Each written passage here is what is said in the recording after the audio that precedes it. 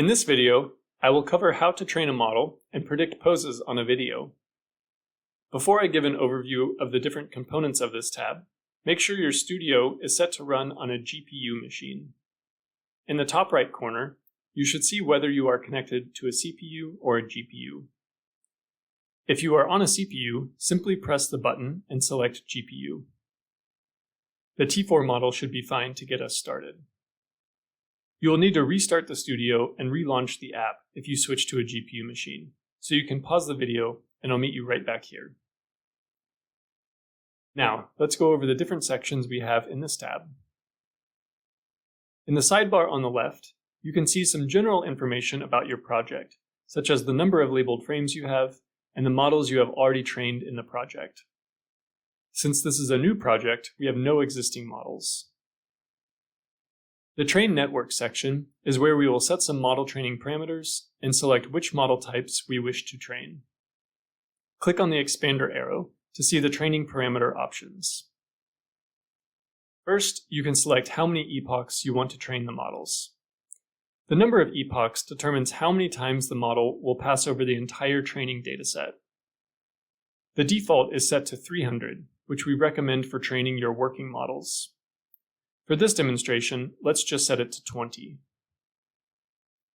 You can also input a seed value to ensure that the training process is reproducible.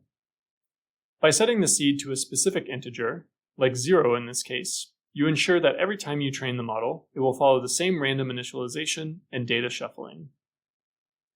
To select multiple seeds, just type in the integer numbers separated by commas like this: 0, 1, 2. For this input, the app will train 3 networks for each model type, each providing slightly different predictions. I discuss ensembling predictions across multiple seeds in the Ensemble Kalman Smoother video, linked in the show notes below. For this demonstration, I will just use the default, which is a single seed. Our lightning pose models can be trained in a semi-supervised fashion, where we use multiple loss functions to guide the learning process, and the next section allows you to select these loss functions. I will briefly describe each of these options, but I recommend checking out the lightning pose paper to learn more details.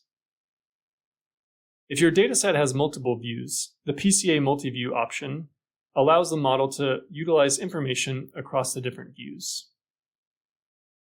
The pose PCA loss encourages the model to output predictions that lie on a low-dimensional subspace of plausible poses within the dataset. The temporal loss encourages the model to output smoothly varying predictions over consecutive frames. In other words, it makes sure that predictions don't change too much from one frame to the next. Each loss function contributes to different aspects of the learning process, and using one or more of these losses should lead to better generalization and more robust performance. Next, in the Select Models to Train section, you can choose between various types of models. Supervised corresponds to a fully supervised model, like Deep Lab Cut or Sleep. We always recommend training a supervised model as a baseline. Semi-supervised corresponds to training a model with both labeled frames and unlabeled video clips. The unsupervised losses you selected above are used for the unlabeled video clips. The semi-supervised model will take 2 to 4 times longer to train than the supervised model. The next option is supervised context, which corresponds to a fully supervised model with a modified network architecture.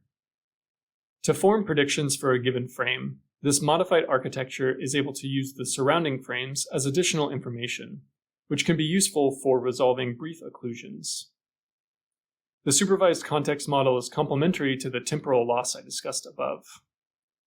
This model will take 2 to 5 times longer to train than the supervised model. For more information on the supervised context model, please check out the lightning pose paper. The final option is the semi-supervised context model, which uses both context frames and unsupervised losses. The semi-supervised context model will take 3 to 5 times longer to train than the supervised model. For this demonstration, I will select the supervised and semi-supervised options.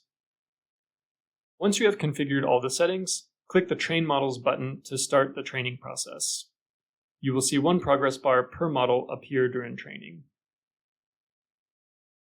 Once training is done, you can run inference on your videos using the right side of this tab. First, select a model to run inference with. I will select the supervised model that I just trained. I will note that while the different model types take differing amounts of time to train, the inference time is mostly the same regardless of the model type. Next, choose the source of the videos. Either upload new videos or select previously uploaded videos. I will upload a new test video that I saved for inference. Once the videos are uploaded, you can also decide if you want a labeled video as additional output. You can either save a labeled 30-second video clip or the full video. I will save a fully labeled video. We highly recommend at least selecting the 30-second clip so that you can get a qualitative idea of how well the model is performing. Once you have made your selections, click Run Inference to start the process.